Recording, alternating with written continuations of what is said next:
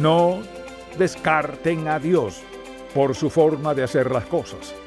A menudo no encaja con nuestro plan, no encaja con nuestra expectativa de cómo Dios debe hacer las cosas. Y Él tomó a personas muy insignificantes, a María y José, e hizo algo muy hermoso, maravilloso y eterno.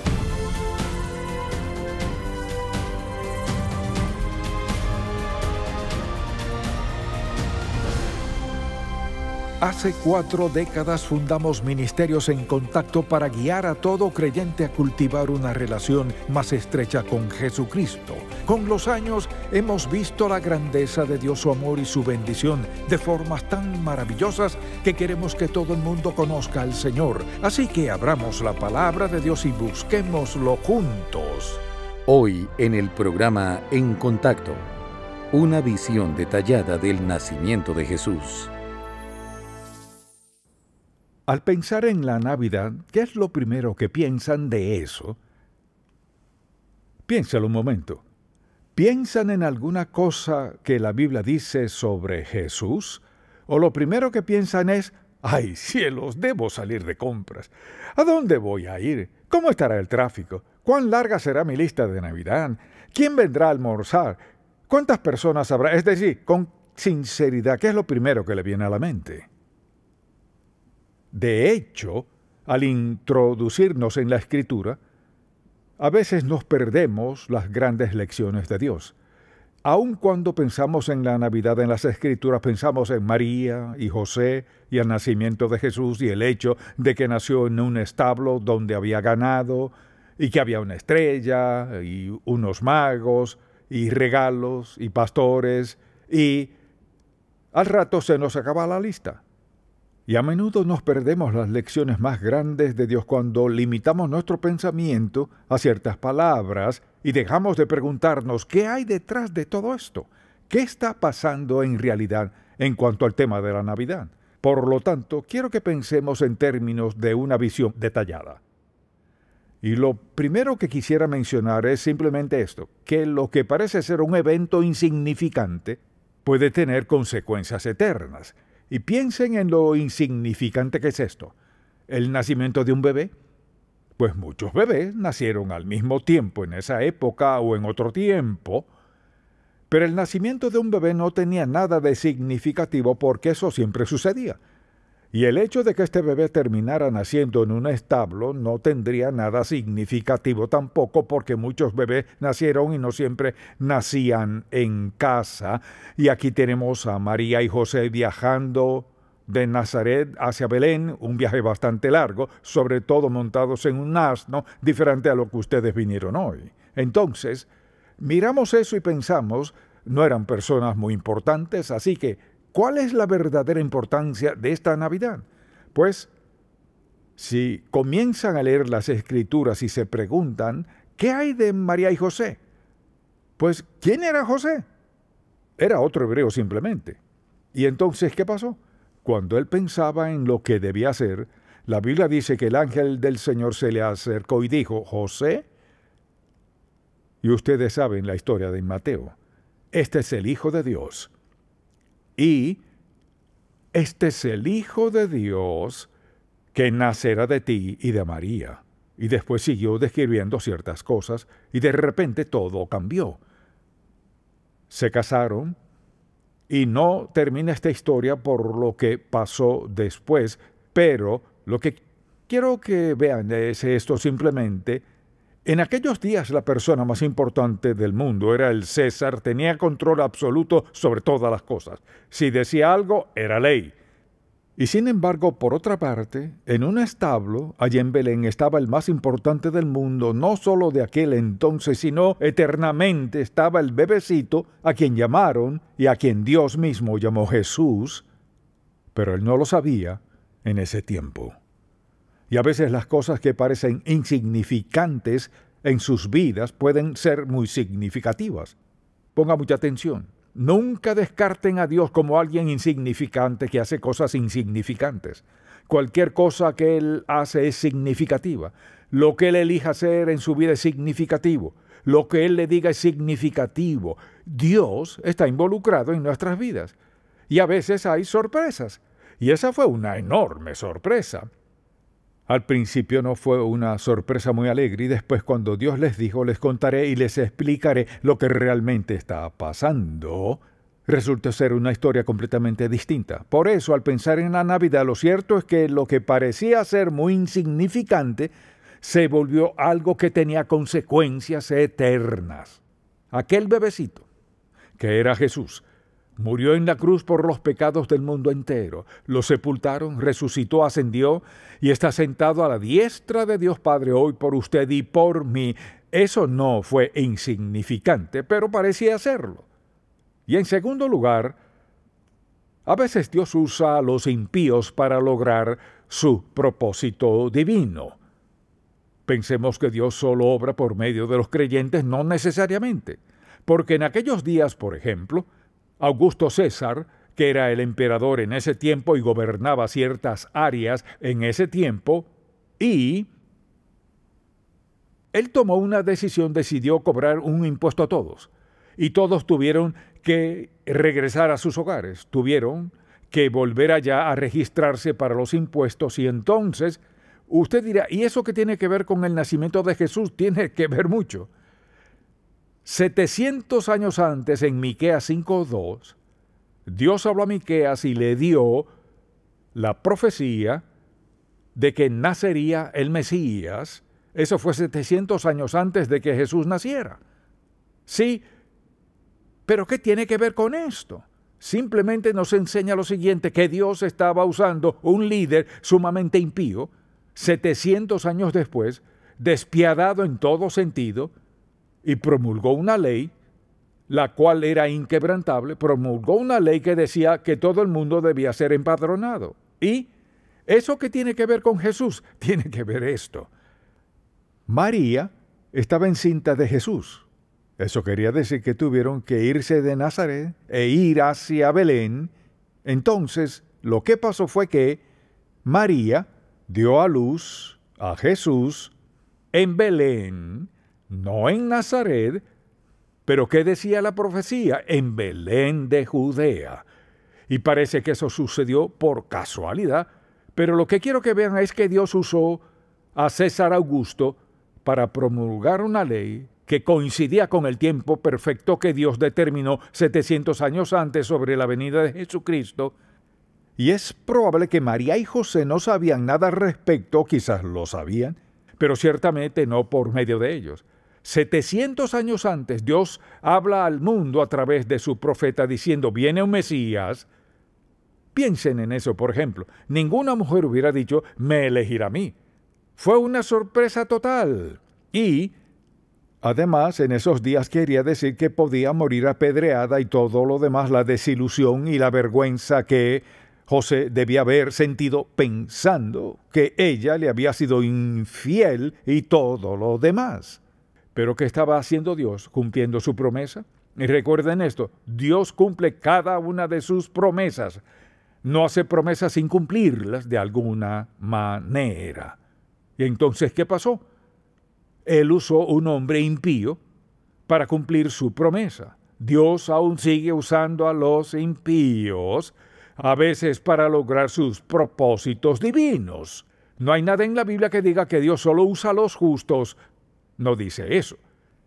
Y cualquier cosa que Él quiera hacer hará cumplir su voluntad de una manera u otra. Así que lo que pasa aquí es que un líder impío toma una decisión que coincidía con la promesa de Dios que fue profetizada de traer a Jesús al mundo en el momento preciso. Y a menudo Dios hace su obra más grande mediante la persona menos esperada. ¿Qué sabemos acerca de María? Era una desconocida, solo una joven hebrea. ¿Y qué hay de José? Él no tenía nada de importancia. Por lo tanto, al pensar en nosotros mismos, hay muchas personas que piensan, soy un don nadie, mi vida no tiene ninguna importancia. ¿Cómo es posible que le sea útil a Dios? Pues María y José podían haber dicho eso mismo, es más, nunca lo hubieran creído, pues Dios no haría eso en mi vida. Por eso es que el ángel vino a José y le dijo, José, y le dejó muy claro quién era el que le hablaba y exactamente lo que iba a suceder. Y al pensar en su propia vida, no tiene que pensar que es un don nadie. Ellos no lo sabían y probablemente ninguno de sus vecinos lo sabía. Nadie hubiera sospechado que María daría a luz al Hijo de Dios, el Mesías. Eso hubiera sido totalmente increíble. No descarten a Dios por su forma de hacer las cosas. A menudo no encaja con nuestro plan, no encaja con nuestra expectativa de cómo Dios debe hacer las cosas. Y Él tomó a personas muy insignificantes, a María y José, e hizo algo muy hermoso, maravilloso y eterno. No subestimen lo que Dios puede hacer y cómo puede hacerlo, por el hecho de no encajar en nuestro plan o con nuestra opinión sobre cómo Él debe actuar. A veces nos perdemos la voluntad de Dios por no pensar que Dios actúa en cierta manera. Por lo tanto, recuerden, Él hace su voluntad a su manera, y al recordar mi propia vida pienso, Dios, yo nunca me hubiera percatado de eso, nunca hubiese escogido eso. Pero a menudo la gente se menosprecia a sí misma y dice, ¿cómo podrá Dios usarme a mí? No significa que vaya a dar a luz otro Salvador, no lo necesitamos, pero significa esto. Significa que Él puede usarlo de una manera, vean esto, si me escuchan, díganme, para darle nacimiento espiritual a alguien con quien usted comparte su fe y sean salvos. Y entonces Él cambia, vean esto, Él lo usa para cambiar su destino eterno. Por eso es que compartir su fe con otros es importante. No subestime lo que Dios quisiera hacer en su vida. Y cuando pienso cómo obra Él, no podemos determinar el valor de una persona por su entorno. Ahora piensen en esto. ¿Qué rodeaba a María y José cuando nació Jesús? Les diré, vacas, cabras, ovejas, el olor, aquel aroma apestoso, el olor a paja y todas las cosas que habría en un establo. ¿Me está diciendo que el Hijo de Dios, el Rey de Reyes, el Señor de Señores, Jesucristo el Salvador, iba a nacer en un lugar así? ¿Qué nos dice eso? No estimemos por su entorno el valor de una persona. Aquí tenemos al Salvador del mundo por toda la eternidad. ¿Y dónde permitió Dios que naciera? En un establo, con ovejas, cabras y vacas. Y el olor de todo eso. Y además de eso, un bebé envuelto en pañales no era gran cosa. Y después, ¿dónde lo acostaron? En un comedero para los animales. Un momento, ¿quiere decir que el Hijo de Dios?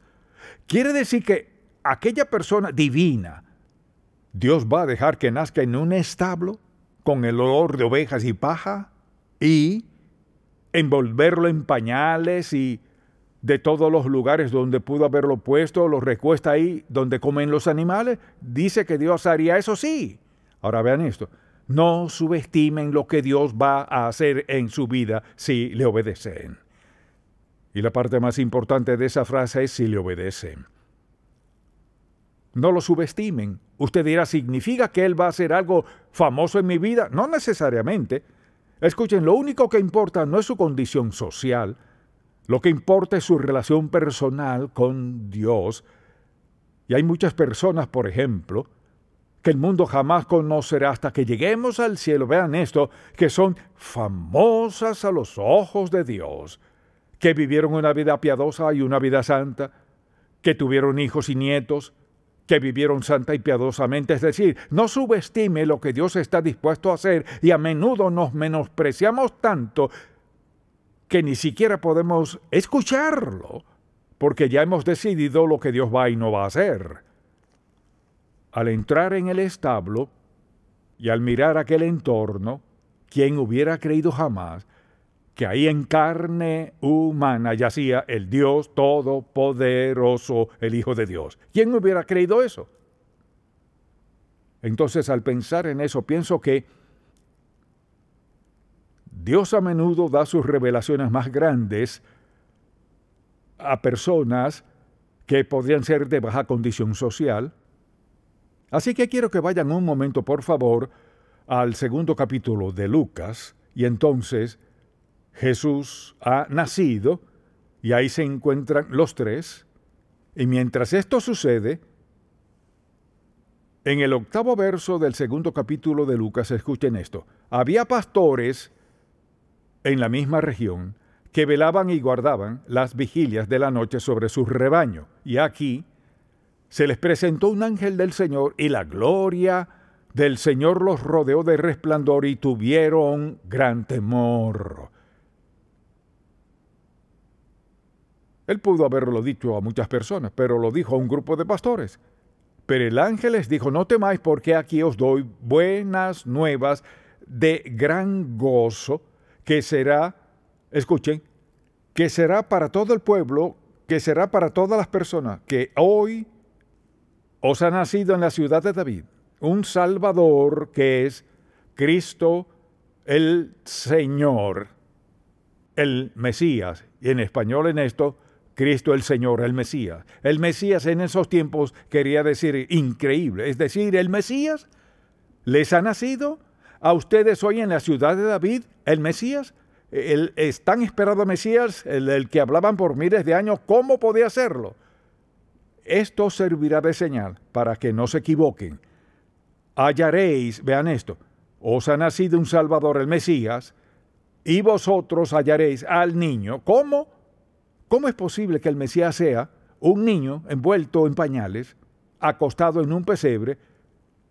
Y repentinamente apareció con el ángel una multitud de las huestes celestiales que alababan a Dios y decían, gloria a Dios en las alturas y en la tierra paz, buena voluntad para con los hombres. Sucedió que cuando los ángeles se fueron de ellos al cielo, los pastores, vean esto, se dijeron unos a otros, pasemos pues hasta Belén. ¿Entendieron el mensaje? Pasemos pues, no dijeron, pasemos a cenar, a almorzar, a desayunar y nos encargaremos de esto mañana. Pasemos pues a Belén y veamos esto que ha sucedido y que el Señor nos ha manifestado. ¿Quiénes eran ellos? Un grupo de pastores, unos pastorcillos, un grupo de niños pastores. Y estaban afuera haciendo lo que normalmente hacían. Velaban y guardaban, como dice, las vigilias de la noche sobre su rebaño. Y mientras estaban sentados hablando entre ellos, quizás de repente los rodea una luz inmensa, brillante e indescriptible. Y la Biblia dice que por ese motivo tuvieron gran temor. Pero el ángel les dijo, no temáis, porque aquí os doy nuevas de gran gozo. Os ha nacido en la ciudad de David, sabían exactamente que estaba hablando de Belén, os ha nacido un Salvador, que es Cristo el Señor, el Mesías ha nacido. Primero que todo, no se hubieran imaginado que el Mesías tuviera que nacer. Probablemente esperaban que viniera de otra manera un Mesías. El Mesías ha nacido, que es Cristo el Señor. Y escuchen lo que pasó. Sucedió que cuando los ángeles se fueron de ellos al cielo, los pastores se dijeron unos a otros, pasemos pues hasta Belén, ahora mismo, dejen la vara, vayamos directamente, olvidémonos de las ovejas, vamos a averiguar esto, pasemos pues hasta Belén y veamos esto que ha sucedido y que el Señor nos ha manifestado. Vean esto, creemos que algo ha sucedido, y el Señor nos lo ha hecho saber porque el ángel lo anunció. ¿Por qué habló Dios a un grupo de pastores? Probablemente porque eran jóvenes que creían la palabra de Dios, que buscaban al Mesías. Muchas personas en aquellos días lo buscaban al Mesías. Probablemente eran jóvenes de fe. Y probablemente eran jóvenes que Dios sabía que creerían en lo que vieron y vean esto, que tenían valor para contar lo que estaban a punto de ver. No les dijo un montón de personas a una cantidad de jóvenes o ancianos que dirían, oh, nadie creerá eso. Dijeron, vamos a ver esto que el Señor nos ha dado a conocer. Vinieron pues, escuchen, vinieron pues apresuradamente. No perdieron el tiempo diciendo, iremos mañana. Vinieron pues apresuradamente y hallaron a María y José, quizás buscaron y llamaron a la puerta de varias casas o lo que haya sido, y hallaron a María y José y al niño acostado en el pesebre. Al verlo, ¿qué hicieron? Volvamos al cargo que desempeñaban como pastores. ¿Cuál era? Al verlo, dieron a conocer lo que se les había dicho acerca del niño, y todos los que oyeron, o sea, lo dijeron a no pocas personas, y todos los que lo oyeron se maravillaban de lo que los pastores les decían. Ahora vean esto. ¿Habrían sido ustedes como uno de los pastores que querían contar lo que habían escuchado, lo que habían experimentado y lo que habían visto? ¿Piensan que aquel grupo de pastores hubiera escuchado y visto lo que vieron para después decir: está bien, oigan, ¿qué pasó con las ovejas? No podemos dejarlas, volvamos por ellas? No, les dijeron a todos, y todos los que oyeron se maravillaron de lo que los pastores les decían. ¿Saben por qué? ¿Saben por qué se maravillaron? Porque lo decían con entusiasmo, con emoción. Es decir, creerlo. Estábamos allá afuera velando y guardando nuestras ovejas, charlando al fuego, y de repente se iluminó el cielo, apareció el ángel, y esto fue lo que nos dijo: dejamos nuestras varas y partimos inmediatamente. Esto es lo que hemos visto y escuchado. Ustedes tienen que creerlo. Y todos los que oyeron se maravillaron de lo que los pastores les decían. Así que les pregunto, ¿a quién le han contado últimamente sobre el día que usted fue salvo o el momento que fueron salvos? ¿A quiénes le han contado? ¿A quién le han dicho en esta época navideña? La Navidad es una idea maravillosa, pero lo más importante de la Navidad es que Jesús me salvó. Él perdonó mis pecados, y cuando ponemos el arbolito yo pienso en la cruz. Cuando ponemos las luces pienso que Él es la luz del mundo. Y cuando pienso en regalos pienso que Jesús es el regalo más grande. Es decir, ¿a quién le ha dicho usted algo sobre Jesús en lo que va de esta Navidad? Sé que les han dicho a las personas lo que quieren para Navidad. Y han dicho a algunas personas lo que ustedes quisieran tener para la Navidad, personalmente. O les ha dicho a algunos lo que van a regalarles en Navidad. Han dicho muchas cosas acerca de Navidad. Pero ¿qué les ha dicho sobre el don revolucionario y maravilloso que usted recibió mediante la persona de Jesucristo? ¿A quién le ha contado eso? Y la Biblia dice que ellos no podían esperar, les contaron a todos lo que podían. Y la gente se maravillaba. En ninguna parte dice, y después de eso, la gente acudió. La gente acudió al pesebre a verlos. Querían verlo, querían decir que lo vieron. Sé que es verdad. No, solo se maravillaron. Ahora vean esto.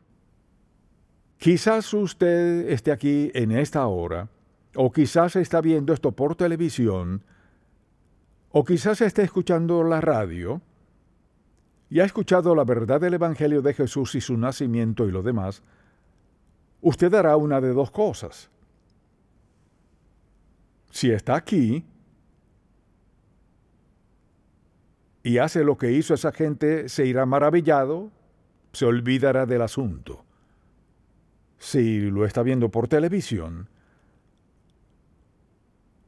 hará una de dos cosas. Tomará su relación con Dios en serio rápidamente y recibirá al Señor Jesucristo como su Salvador personal.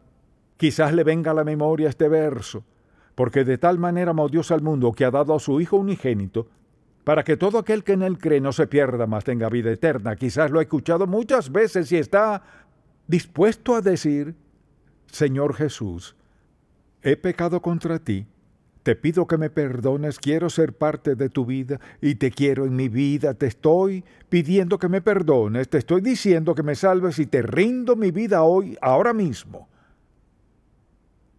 Esa es la decisión más sabia que puede tomar. Mire, cuando surja el tema de Jesús, tendrá que decidirse. Y cuando pienso en lo que hace la gente, ellos escuchan y creen y sus vidas son transformadas. O escuchan, apagan el aparato y salen a la eternidad sin Cristo.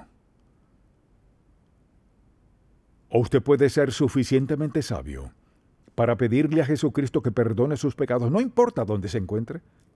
He oído personas ser salvas en toda clase de lugares. Un hombre me dijo hace poco, un doctor iba rumbo a su consultorio esta madrugada. Dijo que al escuchar la radio se sintió compungido por su vida y su forma de vivir, y dijo, me detuve al lado de la carretera, apagué el motor del carro y fui salvo ahí mismo. Y cuando fui salvo supe que Jesús había perdonado mis pecados, encendí el motor y seguí hacia el consultorio. Cuando llegué tuve que decirle a alguien lo que había hecho. Y me dijo, pastor, le estoy contando esto porque quiero que sepa que algunos por acá estamos escuchando y está haciendo una diferencia en nuestras vidas. El asunto es este. ¿Qué hará? No que no hará, sino qué hará ahora. Si no es salvo, olvídese de los decorados de Navidad y lo demás. Si no es salvo, está perdido. Y si quiere ser salvo, puede ser salvo ahora mismo, donde quiera que esté. Diciéndole a Dios, creo en el testimonio de las Escrituras, te pido que perdones mis pecados, porque dijiste, si confieso mis pecados, eres fiel y justo para perdonar mis pecados y limpiarme de toda maldad. Y Dios, he sido tan impío. Por tu misericordia te pido que perdones mis pecados en base a lo que Jesucristo hizo en la cruz. ¿Me perdonas? Sí, Él lo perdonará. Padre, estamos tan agradecidos porque nos amas como lo haces y nos das la oportunidad de ser salvos. En el nombre de Jesús. Amén. Si este programa ha sido de bendición para usted, por favor, visite encontacto.org. Muchos piensan que la Biblia es tan aburrida, que ya no es relevante, que nos enseña que ya no podemos divertirnos. Pero la Biblia es un libro para mi vida. ¡Tu vida! ¡Nuestras vidas! A mí me da perspectiva. Es satisfactoria. es histórica. La palabra de Dios para nosotros. No solo está aquí. Él está aquí, así que lee el libro escrito para ti. Para nosotros. Para nosotros. Para nosotros. De Dios. La Biblia, Principios de Vida, de Ministerios en Contacto. ¿Estás casi listo? Sí, papá. No te olvides de llamarnos cuando llegues. No, papá. Tengo algo más que quiero que te lleves. Hijo, esto es lo más importante que puedo darte. Dios solo quiere lo mejor para ti. Quiere que pases tiempo con Él todos los días. Así lo haré, te lo prometo. Estoy muy orgulloso de ti.